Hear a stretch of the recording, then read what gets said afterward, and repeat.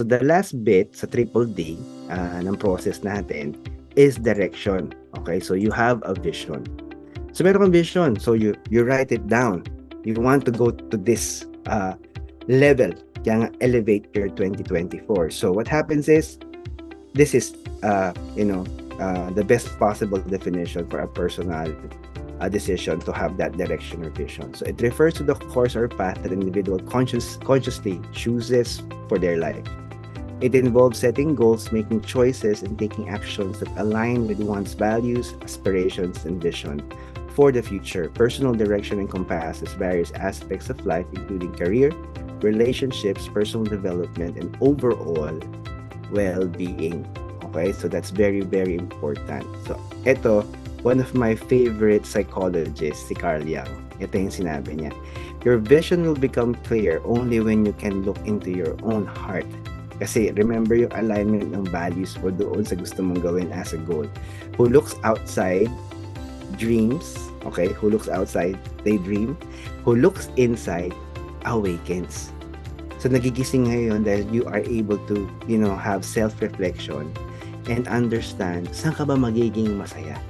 Kasi importante when you are, when you have your profession, it's something, or a career, or your business, it's something that you actually enjoy doing, or you have learned to enjoy doing that. Kasi ang hirap, pag nagtatrabaho kang galit ka kasi hindi ka motivated magtrabaho.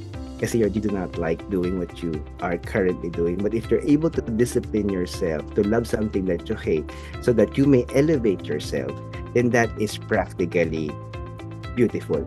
So I'm coaching somebody to go through a fitness regime. So may mga times na yung kino-coach ko nagagalit sa akin kasi syempre it's something difficult para sa kanya na ma-elevate niya yung physical capability niya kasi for the past 20 plus years ng buhay niya, wala siyang disciplined approach going through a physical exercise regime for 2024. So kailangan ko siyang i-push. So pag nagalit siya sa akin, I don't really care. Kasi I would rather you hate me now and thank me later when you see the progress. Kasi as a personal coach, I go through that difficult process doon sa mga kino-coach ko. And those are difficult conversations, 'di ba? Ngayon, syempre, pag nakinabang na yung kino-coach ko at naintindihan niya na yung lahat ng pinaghirapan niya automatically becomes part of their regime, yung kanilang routine, then that is not difficult anymore. It becomes automatic behaviors. Kasi yun yung dapat natin gawin, yung little steps of consistency because we want to go towards that direction and we have that broad vision. Nagkakaroon ka ngayon ng ability to continue on doing what is difficult in the beginning and then eventually becomes pleasurable because it becomes part of your life, diba? So, it's really amazing. Kaya nga, may mga tao, ang hilig nila mag-develop.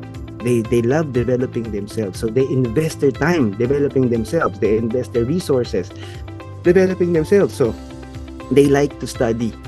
Unfortunately, maraming mga tao ngayon, they are not studying enough or they are not studying with a conscious effort or an intentional decisive decision na makakatulong sa buhay nila.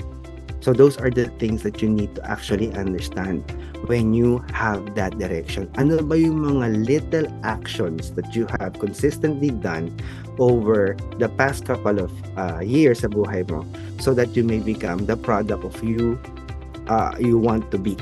So if you want to, let's say, become the most enjoyable person ever, diba? When I say enjoyable, yung masarap kang kasama, you want to develop that type of ability to connect, then magpapagal ka, mag-research ka, what are the books that you need to read, who are the people whom you need to talk to, and what are the activities that you need to do so that you may role play your way para ma-assimilate mo yung skill set na to na magiging enjoyable na kasama.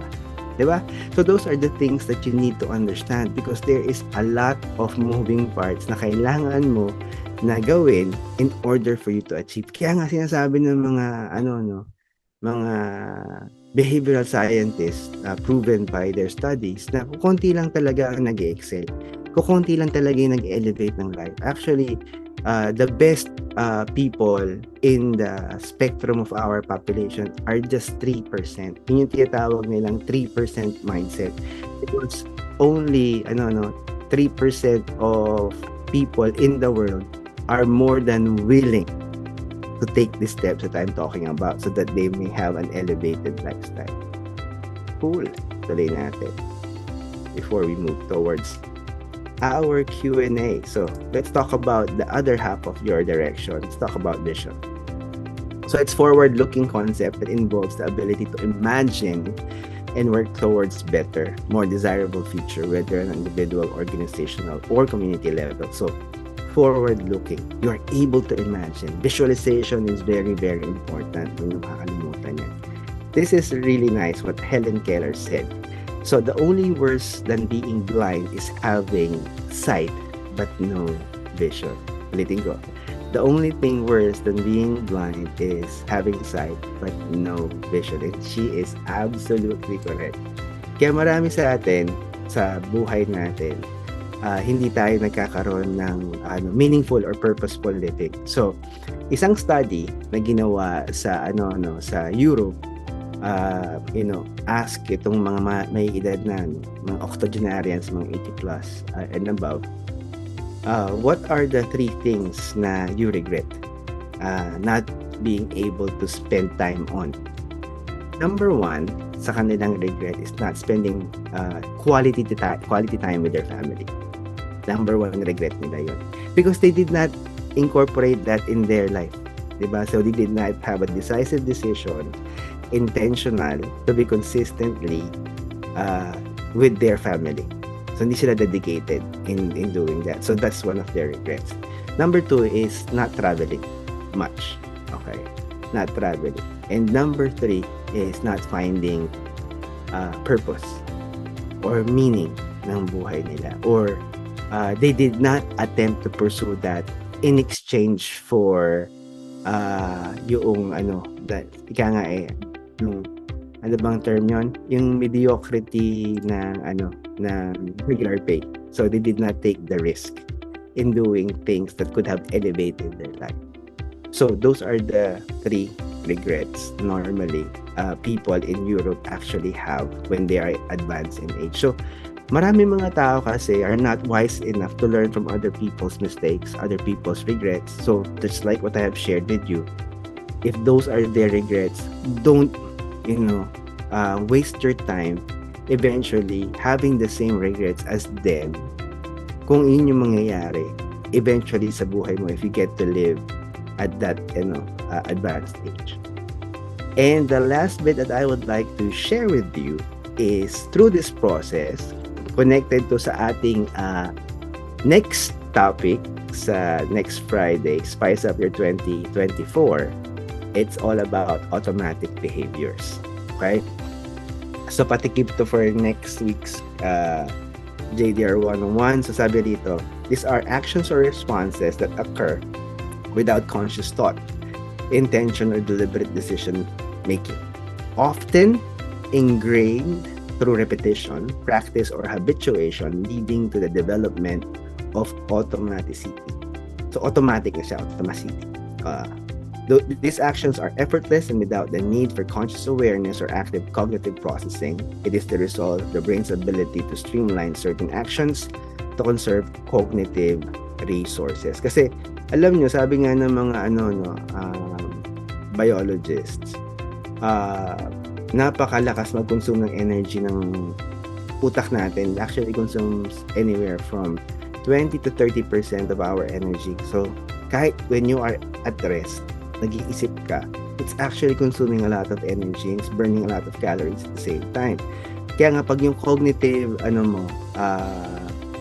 resources mo masyado siyang sagad-sagad. Yung halimbawa yung example ko in one of my talk na marami ka masyadong damit sa closet mo, aalis ka, babae ka man o lalaki, nahihirapan ka mag-decide kung ano yung susuot mo.